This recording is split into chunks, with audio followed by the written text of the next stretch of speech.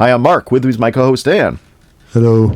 And you are traveling the Jundland Wastes once again. It is June 16th of 2025.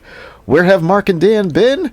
Well, we've been out and about and around, but we're glad to be back here behind the microphones again. Yes, people, we know Andor ended about a month ago, but we've been collecting our final thoughts for the last 3 episodes for this series.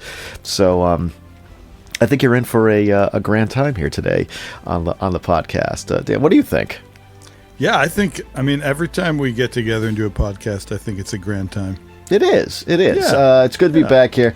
Honestly, between schedules and it's just I'm telling you, it's like between a rock, a hard place, and something else. But it's been a little bit tough to get us behind the microphones once again. But we're glad to be here. Glad that you're here listening to us here today. It's good to be back. Summertime just started, so I think we got some good stuff coming here for the podcast. Couple things I just wanted to bring up before we dive into our discussion about the last 3 episodes of the Andor series. Some Star Wars news, just because that's always fun to go through. Sure. Mark Hamill, he came out in the last week or so to say that he is officially done playing Luke Skywalker. He wants Star Wars to move on. Dan, this sounds a little bit like what you were talking about. How you're looking for those tropes in Star Wars that make you happy, but need something new. Yeah, I think for since even before The Force Awakens came out, 10 years ago. Yeah. You remember on this podcast, I said we're at a Starbucks. We did a coffee cast. Yeah. And the coffee casts. Yeah, those are really fun. Those are great. Yeah, I'm actually having a coffee right now, so I'm kind of. Okay, so we're partially coffee and casting right now. So there Exactly. you go. That's okay. Yeah. I think what I remember saying, and I think I said it even after The Force Awakens came out, which I like that movie. I said, I really, but even before the movie came out, I really hope they do something new. Like, let's do something new. Yeah. And. I mean, I guess it took 10 years, but finally, Luke Skywalker himself spoke up, and hopefully everyone listens to that and realizes, like, at Lucasfilm, like, it's enough, it's over, it's wonderful. Who didn't like the 70s? Everyone loved the 70s. Yeah, there you go. Well, I think what still sticks in a lot of people, and I will look. This is coming from me, and I liked the sequel trilogy. Are there issues with it? Yes, but I like the sequel trilogy. I like the story. Yeah. I like the hero. I just think that if they had played their cards a little bit better with Han, Luke, and Leia, and those 3 actors. I think it would have been. I think that would have eased a little bit of the idea that First of all, it would have eased the idea that the movie was bad, and second of all, I think it would have eased the idea that they're handing the baton, as Mark Hamill would have had, what was famous for saying in those in those years when the sequels were being made. We're looking to hand the baton off to the next set of characters who are going to take this story forward. And look, I could see where Mark Hamill's like, okay, he's done his part. I have done as much as I can with this character, but I mean, he's dead. Okay, and he had his Force Ghost moment. He all the way up until the end. It booked nice. It bookended nicely that 9 movie saga. So yeah, I can see where Mark Hamill is done with the character. Does this mean that he's going to be out of Star Wars forever? No, I think he will still show up at conventions. I think he will still be there to give talks about, like, what it was like to play Luke Skywalker. I don't think we're not going to see him. I don't think he's taking it up completely. Abandoning his fan base. No, I don't think it is. I don't think it's like that. No, I just think he just doesn't he doesn't ever want to play that character again. thank you so much, Ryan Johnson, for that one. Oh yeah, I guess. Well, we'll. You kind of ruined it. But we'll have to. Like I said, we still have to do those commentaries, so maybe we can Yeah, discuss there is there. actually a lot I really like about that movie, but still, there is a lot of consequence for Yeah, no, there certainly was. Also in the news here, Star Wars Starfighter, which is coming out on May 28th of 2027. So we know that Ryan Gosling is playing the protagonist or the key character in this movie that's going to be coming out, and that actress Mia Goth will be starring as the villain in this story. What's the name of that? I don't know who she is, and I know I'm going to sound so old because I'll probably get emails from people saying, you don't know who Mia Goth is? So she's playing, I'm assuming maybe she's, I don't know really what the villain is going to be in this story. I guess it's possible that she could be a Sith, but I don't know if that would mesh well with the story here, because it seems like they might be pushing more towards a Starfighter story as opposed to a Jedi. Yeah, as to Sith story. Our pre-game discussion. After modeling as a teenager, Goth made her acting debut in the erotic art film Nymphomaniac. Are you kidding me? Nope. Get out of here! Yeah, that's. I never thought I'd be hearing these words on the TJW podcast, so I guess we have gone from. It may be incumbent on us to watch such a movie. Oh my goodness! Wow, that's it. I'm kidding. Just as Star Wars fans, I'm kidding. Yeah, no, that is yeah. She was also starred in A Cure for Wellness, High Life, Suspiria, and Emma 2020. Okay. She also, what is this now? This is all, wow, this is all news to me. Okay, well. Yeah, she achieved a career breakthrough by playing Maxine, Minx, and Pearl in the X-Film series. I don't know what that is, but okay. I don't know, maybe we should be getting the old actors back, because this... The X-Film series consists of American horror films based on an original story written by Ty West. Okay. All right. So we're she's got a okay. So they got her as the villain in this story.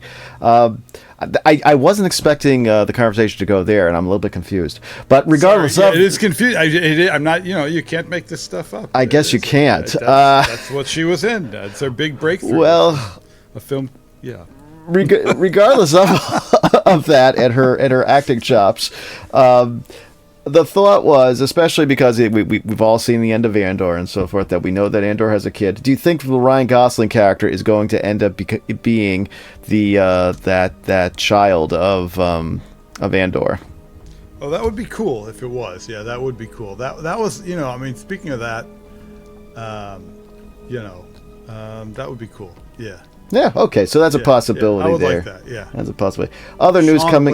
Sean Levy's going to be the writer, I guess? Yeah, I think that's what it was, that it was mentioned. Director or something? I mean, it's not out for another 2 years, so by that time, we're going to have Ahsoka Season 2 under our belt, we're going to have Mando Grogu under our belt. I got a feeling that this is the third big live action thing that's coming after those two. We don't really have any indication that there's going to be any live action on Disney at this time. So maybe we are heading back in that direction where it's just a silver screen production of Star Wars every 2 to 3 years. But so Sean Levy's got quite a history. Yeah, I mean. Yeah. He was the executive producer for Stranger Things. He does have that. I mean, it's not like he doesn't have like a resume to bring to this. I just don't know where this story is going. I mean, a Starfighter story, I don't know. I mean, I'm thinking this has to be sometime taking place after the Force, after the Rise of Skywalker, or within maybe that or it's possible maybe it's in that period during the Mandoverse, maybe after the Mando Grogu story. But I guess we'll have to wait and see what happens. We know that in 2027 there will be a Star Wars Celebration, so that will be taking place about a month, I think, before, or a month or two before this movie comes out. So that will be the big thing that they're going to be promoting there at that celebration, will be the Starfighter movie. So it's something to look forward to. I mean, you wanted new. This is going to be new. No, I think that's great. Yeah, we'll see. Yeah, we'll see what happens. We'll see what happens. That's what we can do. At least it's a new concept. I mean, it's kind of like I don't know. Is this replacing? I don't know if the Patty Jenkins thing that's going to be replacing. I don't know. But then again, I mean, for some reason, I feel that Rogue Squadron thing is just on the shelf. It's not going to come back down. I mean, it's so many of these things that they said was going to come out has just not come to fruition. But regardless, some other Star Wars news. Well, not really Star Wars, but this is actually video game news. But I think it certainly is something for Star Wars fans to look forward to. So Xbox will be coming out in November with their first handheld device, the Ally and the Ally X. Nice. So this will be interesting because I'm assuming it's going to be like your Xbox, so you should be able to have access to all the Star Wars games that have been out since the original Xbox. Yeah. It's the first time I'm having handheld. I know. I mean, I don't think there's anything specific coming out with this. I mean, unless you have any other information, like are they packaging this with any sort of specific game? Do you think, or? I don't think so. I don't think there's any news about that, but I think it's like this is really as powerful as the console. I mean, it's a really powerful devices. That's what I'm saying. I mean, the price tag is powerful as well. So I mean, is it really? It's pretty intense. I mean, we're anywhere I think $500, $600, $700 depending on which one you decide to get. But I'm sure it's going to be fantastic. I'm sure the experience of being able to have that that Xbox, to be able to take it with you wherever you go. That's pretty fun. Other news coming out. So much stuff celebrating the 20th anniversary of Episode 3. I told you that I had put in my pre-order for that deluxe Matthew Stover edition, the deluxe edition of Revenge of the Sith novelization. That's out. They just just announced a couple weeks ago the soundtrack for Episode 3, re-releasing it on 2 vinyls. And it has this great art on the cover, and you had a choice between lava orange for your vinyls, or just plain black. The cost for that is about $50. Nice if you want. I was debating it. I don't think I'm going to go for it, because $50 for that, even though I have the soundtrack already and I love the art, but I don't think I'm going to be going for it unless it's I could put it on my holiday list this December. On sale today. I'll mention this to you. This for the 3 3/4-inch vintage collectors. Darth Vader's TIE Fighter with his figure in it. And man, I have to tell you something. Price tag is $139 off of Hasbro Plus. But it is a beautiful, beautiful ship that they made here. The detail is incredible. Even when you put Vader in the cockpit, you even have that little tiny screen that he was looking at with the X-wing, Luke's X-wing on it as he was targeting it. So it's a pretty cool update of the. I mean, it certainly came out as the original one that came out back in 1979 or whenever it was. But this one is it's a pretty penny. But if you're really into those original sized figures, this is a fun ship to get, as well as the San Diego Comic-Con exclusive for the Black Series, Anakin versus Obi-Wan from Episode 3 on Mustafar, with all the space junk on Mustafar, and a lot of different heads that you could put on these figures, and different sabers. So that's a lot of fun. That's a little bit less than the TIE Fighter. I think that's coming out around $104. So. Okay. Yeah, so summertime is the time to get all these great exclusives if you have the have the wallet for it. But that's just some of the news that we had here that I wanted to mention before we get into our discussion here. But now we are here. Dan, are you prepared to jump back into the last 3 episodes of Andor? Yeah, and I just want to say one more thing about the Xbox Ally. Yeah, it's you're probably going to be able to access games on Steam also. So like it's going to. Well, I bet you could. Yeah. It said because it'll be like other gaming platforms also. Yep. So yep. it just means. And other PC game storefronts. So it's just that's neat. That kind of changes things a bit because there are a lot of games on there are many games, not a lot, but there are many games on Steam that you can't get on Xbox for the console. Yeah. So, no, I know that was like a sticking point for the Logitech one, that it was that you couldn't get those. But that's good. That it's. I bet. I mean, as we get closer to the holiday season, I'm sure there could be more. News about this, the specs on this device and what we can expect. So that's fun. It's cool because what you can do is you can like play the Xbox base now when you're walking down the street and bump into things and have your friends film you. Okay. And and you can make maybe you can make a name for yourself on YouTube as the guy who plays Xbox and runs into trees. Okay. They actually should have a warning on the site. I guess you're going to need it if you're going to be walking into trees. We're not responsible for anyone who tries to make their YouTube career based on walking into crap that while you're playing our portable Xbox. Yeah.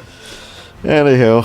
Okay. Yeah, I had to say it. That's fine. That's fine. Okay, I'm well, ready. Here we are. Ready. Okay, so as we start episode 10 there of Andor, and the title for that episode was Make It Stop, where we learn now that most of the story is going to be taking place about a year before the Battle of Yavin. But at the same time, we're going to some flashbacks to Luthen's prior life before he decided to basically jump ship with the Empire and go completely rogue on them. It opens up here with Lonnie and Luthen. They meet on the bench. Now this was a pretty rough scene here, where Lonnie is basically, he's that Imperial officer in ISB who's basically jumping ship now. He's been feeding them all this intel, and she's just like, if I tell you all this, you've got to get me out of here. And there's a back and forth between them. Man, talk about how that scene ends with him just murders him. He murders him right there. I mean, it's sort of like a parallel to what Andor ends up doing in Rogue One. Yeah. With my arm. I call that guy my arm because that's what he says. So funny. Yeah. Who forgets? Really, I mean, the real gritty, not so nice part of this rebellion is and Luthen is one who just you go down with him. He knows he's going to go down eventually, and he's taking everyone down with him in order to make sure that this rebellion is going to go. I mean, I guess this could be said as like, the real start of Rogue One, or if you want to say it, because definitely. I mean, this is where we're finally getting what is the big secret and what is all this stuff that had to do with staging this coup on the planet, and it's because of this Death Star. I like how they mention in here. This is interesting too. Deidre, who gets she's caught in the in this trap as well too. They think she's a traitor here. They're going to, and they bring. I mean, the last episode she had or is this? No, this isn't it. She's still okay at this point in the episode. It's been so long since I've seen it. This is when Deidre shows up at the shop, right? Yeah. Yeah. She shows up at Luthen's shop, and this is the first time those two characters are encountering each other, but they both know each other pretty well, and they play this almost like this. God, he plays the role as the antiques dealer. She plays the role as the unknowing ISB officer who just wants to know a little bit more about some antiques. He shows her that dagger, and she shows him that communication. I forgot what they call that thing. The device that she brought in, that he was sending the information that came with the codes and so forth. And they finally both decide that they're going to take off their masks in a sense and just have it out here. And man, do they have it out there where he is so committed to the cause that he takes the dagger and stabs himself in the gut with it. It's very late World War II Japanese. Yeah, maybe it does have maybe that's what they were going back, almost like this honor death that he is doing here. And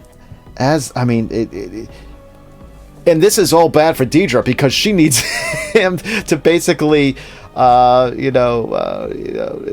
able to say that this is exactly what's happening. And she's been falling into the problem here, that she gets up to the point where she's almost like found the person, or she finds, like, when she was in that previous role of Axis trying to find Andor, she was that close to it, and her superior keeps telling her, don't say anything until you actually got the guy, okay? And this is another situation where she thinks she finally has him, and now he's dead. Now he's lying in a big pool of blood. I mean, she's like, she's a interesting character in that there is some aspect to her that is good. Like, she's like 95% like an evil piece of garbage, but she's like, there's some part of her that's like, it's still a little bit human. And you really think so? Because I have absolutely that's why she hesitates. Hesitates with what? She should come in, say, well, it's very nice to meet you, bam, knock him out and take him. Like, I mean, it's just... But I think that was because I think she wanted to play that game. Because you remember she says, I have been waiting for this for a long time. Like, it's almost like you're finally... she's relishing the moment, like, of like, I can make you all squeal now because I have you by the balls, but that's basically. Very, but that betrays a certain humanity. Like, there's something about her that hesitates just a little bit. Or interesting. Okay, I'll grant you that. In there that's entertaining, or something. There's some part of her that's still slightly human, and that's why she ends up suffering at the end. It's a pretty brutal end. I mean, we don't have to stick on like sticking with just the episode. I mean, we know what happens to Deidre. I mean, she gets caught between all this because she tries to save the evidence, basically the evidence being Luthen, and he's sent to that hospital. I will say people keep asking me, like, is there anything you liked about the show? I will say that the backstory of Clea and him, and seeing that paralleled with her going into the hospital, and at the time, maybe I'm just so naive, I was like, okay, she's going to try to save him, and then by the end you see what she's really going to do is basically make sure that he doesn't get up ever again. Oh yeah, no. You thought, no, I knew right away. I think most people did, but I'm naive, you see, so that's... But I liked that. I liked that part of the story. I did think that, as I thought, and then when I realized like what she was actually doing, I was like, okay, that meshes in pretty well. I mean, they are both extreme rebels to the nth degree, where the mission and the cause is number one. Everything else is just left.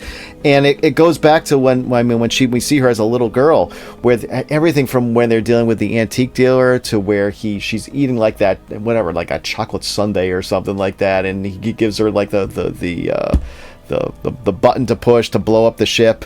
She doesn't do it, and he doesn't, and he gives... It's almost like a lesson into itself or whatever. It's like, this is the life you want to lead, then this is what it's going to be like, and there's no going back. It's almost like sort of like the way when, in Solo, when the Woody Harrelson character says to Han or whatever, you choose this life, there's no going back. Like, there's certain jobs in the Star Wars universe that you cannot just backtrack on. Scoundrel is one, and being a rebel in this way is another one. So I like that part of the story.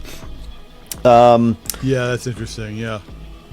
It brings, I mean, that like I said, the back and forth between those two stories was pretty cool. It was fun seeing... I say it's fun. It was fun seeing how Deidre's plans all go awry. As she's caught between all of this at the end, when they're like, okay, we found all this evidence that you've been looking at for this project. You didn't say anything about it, and we're bringing you in. And I will say, out of all 3 episodes, these last 3 episodes, I think my favorite favorite part is when Deidre and Krennic are in that interrogation room, where Krennic is so incredibly livid beyond imagination. Yeah, he's there, and he's got the cape on, and he's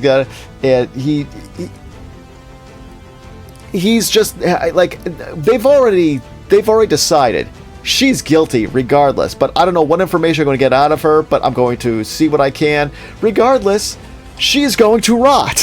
That's how they're going to have it. And God, she's a goner. Yeah, he does it. I mean, that would be something interesting because, okay, so how long is it until the Empire collapses? What, another 5 years? Yeah. So what happens to her? Like, if she can hang on, for a little bit, what's going to I don't know. That's a good question. Does Deidre come back? Does Deidre... Yeah, maybe that is something to... I mean, I don't like the character to the point where I'm really interested in knowing anything more about. Maybe because she's in jail now. Maybe something changes in her character, but I don't see that. I see her just finishing her life there or wherever it is, because we know that these prisons from the first season, they're usually in these very remote places, and it doesn't seem like anybody ever gets out. So I'm saying, but the whole purpose of it's interesting. She could be. I feel like because she now clearly, viscerally understands the depth of evil that is the Empire. Mm-hmm. She could be a very interesting character later, to be one of the kind of leaders of the New Republic, or even something different, or of the crime that'd be syndicate. wild. Okay, I see where you're going. I can see her running a crime syndicate. Oh, maybe. That's interesting. Maybe how funny would it be if she ended up pairing up with Kira from Solo, because we know Kira at this time is head of Crimson Dawn. I believe her and Maul are at this point they're the 2 top chiefs in that crime syndicate. That would be interesting to see. I just going back to this scene there in that interrogation room. My God, I like how he says, "Say the word Death Star," and he brings up who told you about Galen Erso, and how do you know about this? And he puts everybody's been doing this, taking their Black Series figures and having the Krennic figure point the finger right on the Deidre figure's head, pointing on the head, and you can see. I heard that this was a totally improvised thing that he did. That that the pointing on the head, and that's why she looks a little bit shocked, because she wasn't expecting that. But it certainly played out pretty well there on the screen. Which is why I could never be an actor. I would have fucked the guy up. Sorry, I would have Wow. Okay. Wow. This is really. There you go. Well, that's okay. Sorry. No, that's okay. But I would have and if some actor pulled that BS with me, I would have punched him in the Adam apple, had him choking. Oh, there it goes. And then all of a sudden, the story changes to Tony Gilroy. Right. Oh my God! We weren't going to do it, but now this is great. Wow. We're going to have to rewrite Rogue One because Krennic was shanked in the interrogation room. And she beats him to an inch of his life and says, "You know what? F you, Ben." Oh my God! There you go. Take your Mendelssohn-ness and get the hell out of my acting. Well, regardless of that, I thought it went really well. I like how he's like, and you went to confront Luthen Rael on your own, and to the point where she's even tried to. Talk about somebody who's treading water and sinking at the same time. Yeah. This is the first time you see her. She's not looking totally dress uniform, sharp and everything. Her hair's a little bit out of place. Her collar is out of place a little bit. And to the point where she's like, I will assist you in doing this, that, or whatever. And like I said, I would never. I don't think. Whatever. This fit perfectly for this part or whatever. When he grabs her by the face and it's like, we'll take care of everything. We'll carry on without you. And he pushes her down into the chair. And it's just like, wow, you don't realize how incredibly first of all, you see where all of that angst and all of that pressure that he had putting this thing together, where it all comes from. When you watch Rogue One, you can see why he is so incredibly pissed off at Tarkin for basically pulling the rug out from under him and trying to take the weapon that he was the one who pulled this whole entire thing together. But it also, I thought, was interesting how the same way he was with Deidre is the same way Vader is, and to a little bit more with Krennic in Rogue One. The tables are turned a little bit in that, and he certainly gets his own bit of interrogation. But this is all, I mean, gosh, talk about like within a year's worth of time or whatever that this is all taking place between now and Rogue One. Pretty intense stuff here. Yeah, well, I mean, I would say so it's like what was that guy's name? Burl? What was his name? Earl? Her boyfriend? What was the guy's name? Oh, Cyril. Cyril, right. I knew it was something. Rhymes with cereal. Remember? Right, something like cereal and some sort of wood. Exactly.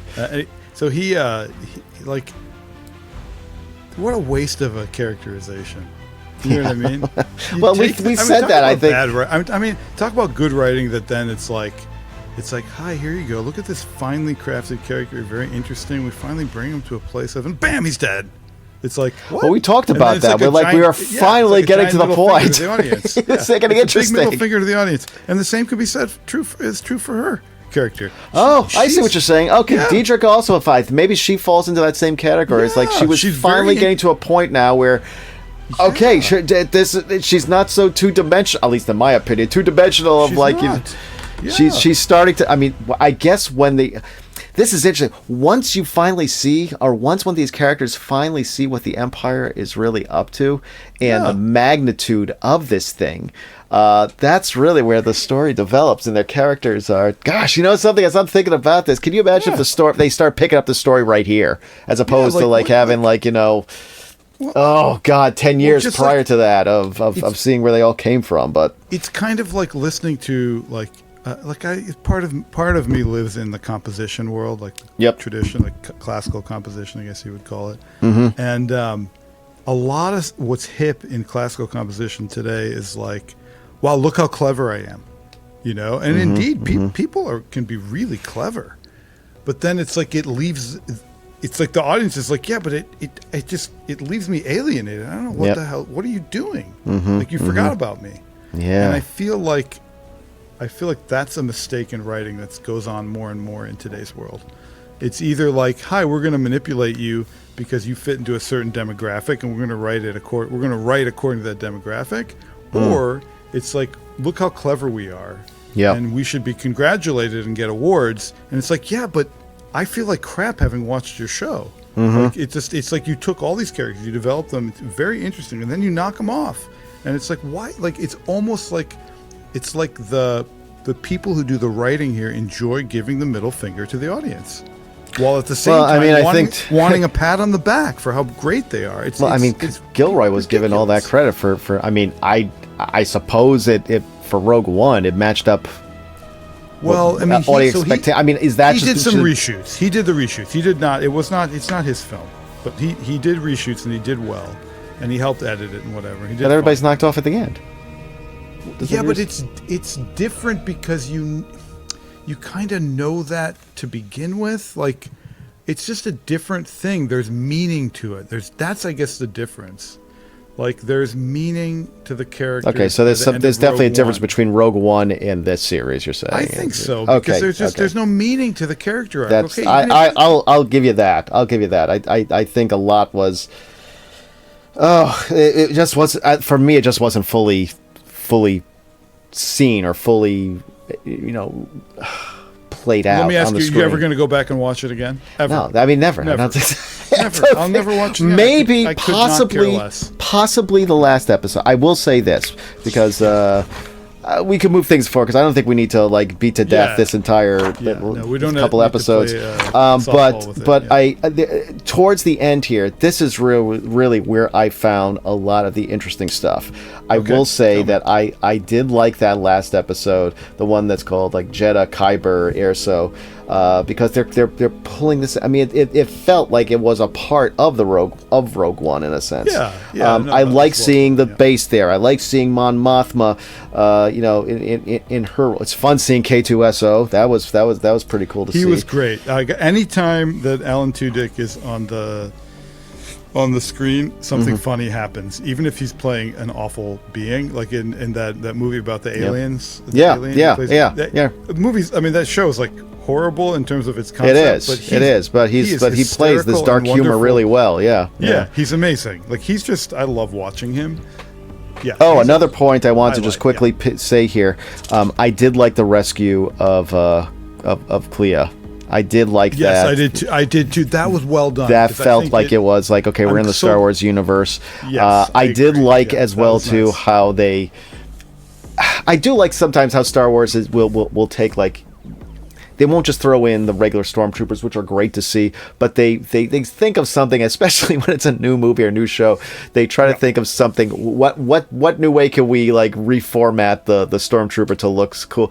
I will say that this was interesting to have guys in armor, but they didn't have they didn't have a helmet on. And you could see like that big like sergeant who was like leading the troops there. Yeah. Who was, big brutal guy with the big hand cannon and everything. It almost reminded me like this guy could have been like a Predator, like next to Jesse Ventura blowing away the alien there. That's true, actually. I liked how they did that. Seeing Paragat's final. I mean. He really tried to hold this whole thing together, and he at the end is another one of these characters who meets a very fatal end, very Shakespearean, I thought, where he's sitting there in the ISB office, and his second in command comes in and is like, okay, we got to go down and chat with personnel, and he knows what he's going to do. He knows what he's going to do because he waits outside the office. He hears the blaster go off, and the troops are about to go in. He's like, "Don't." Yeah. And you wonder, like, I mean, gosh, Krennic even says to him, he calls him by his first name. I don't know, I forgot what he called him or what his name was, or Lou or Les or whatever the guy's name was first name. He's like, "I can't help you anymore." Like Krennic, even Krennic in his high position is telling the head of the ISB that, sorry, you're gonna get burned now for this. You have this. I can't. I mean, you think about it. I wonder if these guys, in a sense, they all went to school together. I mean, it's like one of these crazy situations where you hear like, guys who are friends and like fraternity brothers in college or whatever, and they get a business together, and somehow one of them gets caught doing like stealing from the company or doing something to rip somebody off, and then the two friends can't, they have all this history behind them, but one has to like take the fall. I'm wondering if it's something like that, but well, yeah, I mean it's just I think part of I mean, again, like this whole show is, I think, actually really good in terms of it's like a really good, it's really good for people to see this and to understand what actual fascism is, Well, I know you were saying that, but I mean, totalitarianism, this is a masterclass in what is totalitarianism. Totalitarianism comes from the word total, entire, meaning the entirety of the people in this, like, in the positions in the empire, their entire lives must be focused on what they're doing, and one small misstep and they're gone. And even like less than that, it's so total, it blindsides them, meaning they never know if they're going to live or die every day, because they might do something arbitrarily wrong and then someone over them might kill them. And that sense of both like the total, entirely encompassing someone's life, and also literally encompassing their life, meaning their life could end at any second if they do something wrong, is what keeps the mainstay of totalitarianism alive, which is control. That's the means by which they control everything. And I think that this show really, like, it's almost like beating the dead horse. I mean, they like show this over and over and over and over and over and over. It's like that's the kind of basic, and it's a masterclass in what is totalitarianism. And I wish them, they give them a nice ovation. Very good. Now, can you please get off your stupid behinds and make some goddamn fun Star Wars again. I hear you. Yeah. No, I don't have really a strong opinion about it. No, I basically agree with you on that.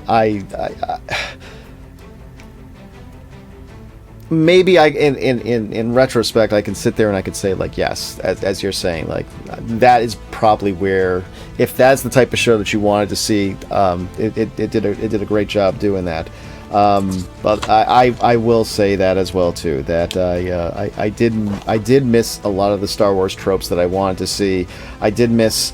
But I will say, in this last episode, there were moments that I think they were pulling in more of those Star Wars moments. That I think a couple of them I had down here. I thought it was good to see Admiral Raddus again, voiced by Stephen Stanton. It was good to see X-Wings again. That pulled me in a little bit there. I thought it was who says it? Oh, Bale. When Bale is about to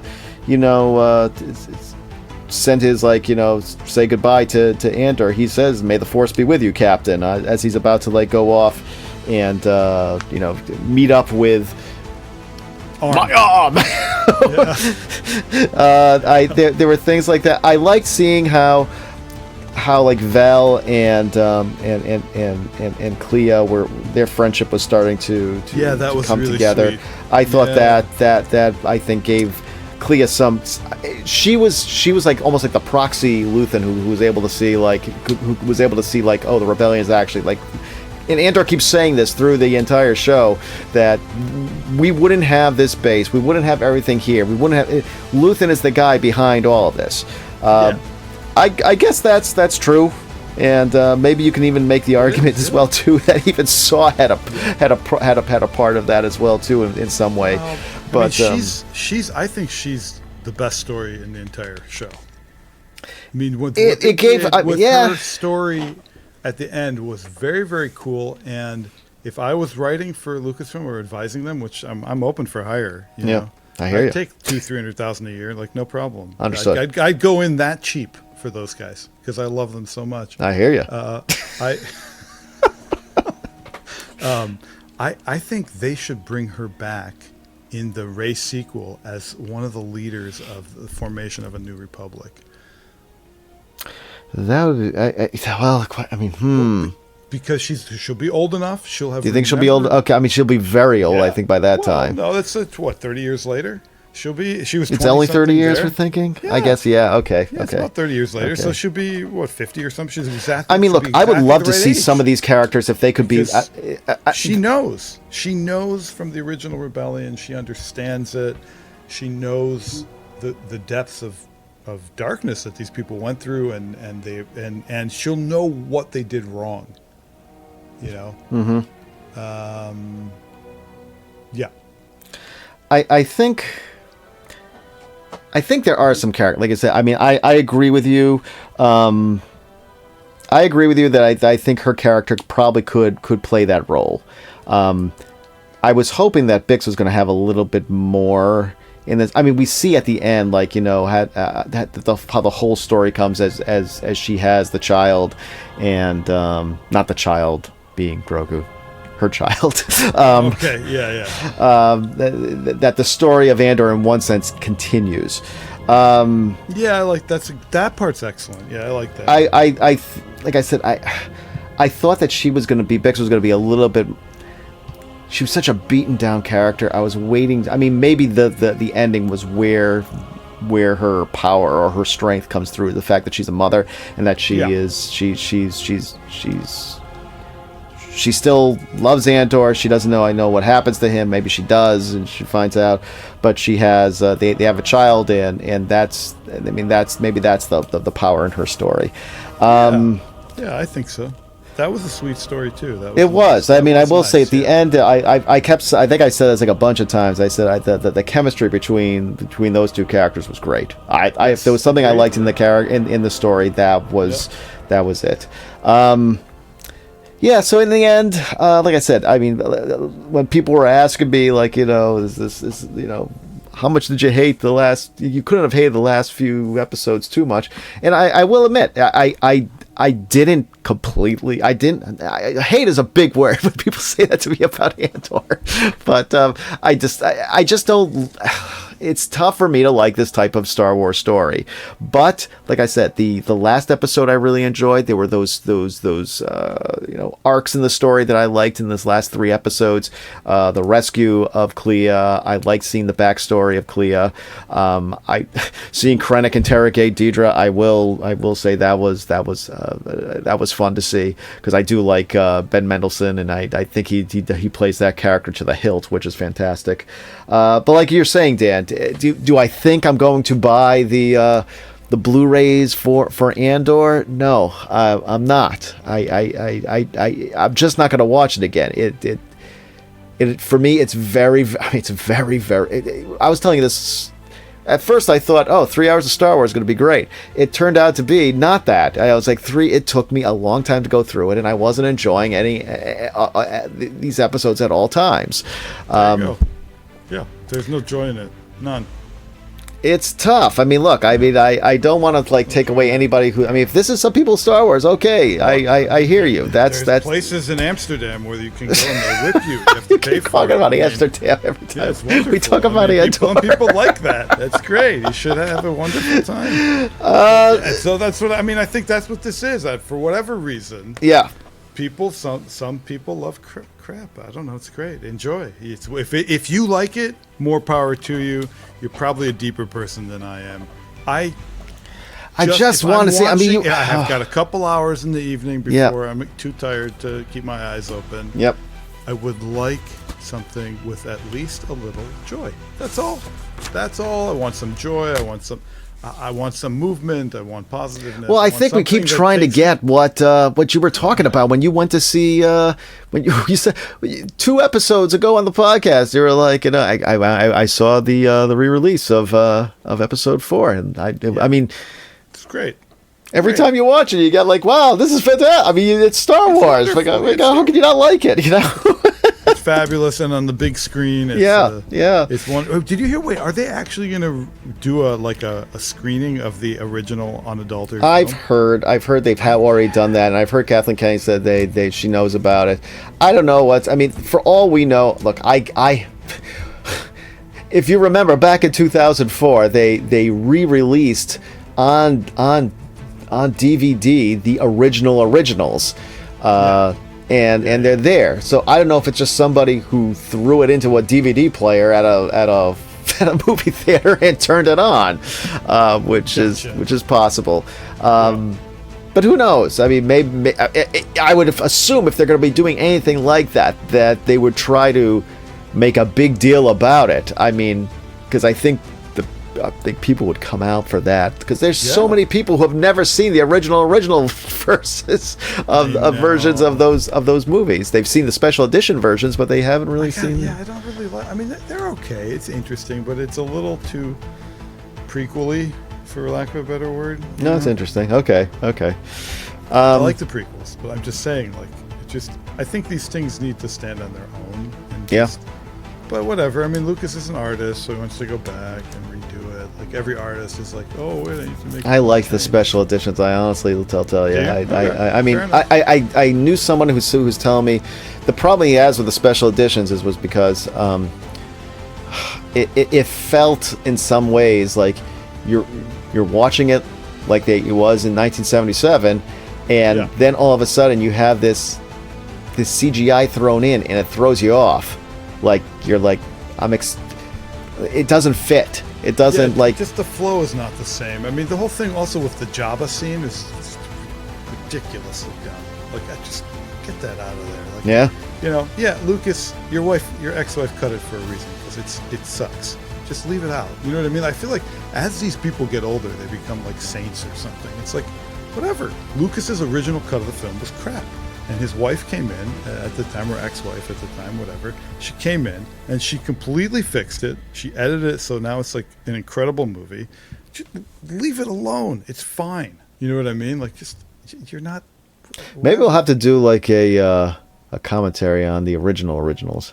That might be we're fun talking. because I have all three of them on Oh, do you DVD. really? Yeah, I do. Wow. Well, Well, I bought them. Like I said, they came out. The funny thing was, I remember when they dropped them because Lucasfilm was like getting sick and tired of people saying like that they want to see the originals on DVD. So they put them on a DVD, and when they get them on DVD, people are like, "Oh, they're not stereo sound. They don't have this. They don't." And they're like, "We're giving you the original that you wanted. It was mono sound. It was not cleaned up. It looks just like it was there." So I mean, you can't win with. No, you can't win. You can't win. Well, regardless, look. The point I was trying to make, bringing up that is that it's tough for me to be able to see get that type of high in those original trilogy movies with something like Andor. It just doesn't match for me. It doesn't mesh. It doesn't feel Star Wars. Like you were saying, Dan, if the idea is that it's trying to present a story about totalitarianism and so forth. Okay. I get it. But like I said, I don't see myself. I'm not out getting like Black Series figures from Andor. I'm certainly not getting the Blu-rays when they drop for this. It's but like I said, some people like it, and honestly, some people need to learn those things that it does very well. It really does do well. Portraying totalitarianism or a fascist kind of totalitarian system. Yep. It really does well, and it's good for people to know that. Yeah. But I would rather read a book. You know what I mean? Like I don't want to. Like, I know you mentioned that. You said like if I'm going to do that, but for Star Wars, I just want to have a little bit of fun. But hey, maybe somebody else can tell us what maybe we're missing something. If you think we're totally off on this, send us a message at the Traveling the Jundland Wastes podcast Facebook page. Send us a message there. We'd love to hear what you thought of these last 3 episodes. Yeah. Hopefully, we're going to be back on a more normative schedule now on the podcast. And I always enjoy being challenged with ideas. I mean, I'm happy. It doesn't mean I'll change my mind about it, but I'm really interested. I'm genuinely interested in hearing why people liked it because it's interesting to me. As long as the conversation keeps going, man, that's I think 100%. That's part of the fun of this. I hope I was not too offensive. Well, the little offense is kind of funny, so. But I hope it wasn't too offensive. Okay. Anywho, oh my God! One more thing. Please. There is a DLC out for. Indiana Jones, right? No, and for the Star Wars game. Outlaws? Yeah. Oh, really? Where you get to have an adventure with Hondo. Oh, that's interesting. Okay. Yeah. So that looks kind of cool and hopeful, and You'll have to let us know how it is. I don't have time. You have no time. Okay. I have no time right now, but I just, for anyone listening who does have time, and that's totally cool, should check it out. Actually, another thing, someone can play it and let us know what they thought. Oh, that'd be great. Oh, if you played that, definitely send us a message how it is. I'd be curious to see. I know we're getting mixed reviews about Outlaws, so I'd be curious to see if somebody can give us like the full scoop about what that's all about. Yeah. But me too. Yeah. Until then, until the next episode, I'm Mark. I'm Dan. And you have been traveling the Jundland Wastes. Have a good one, all.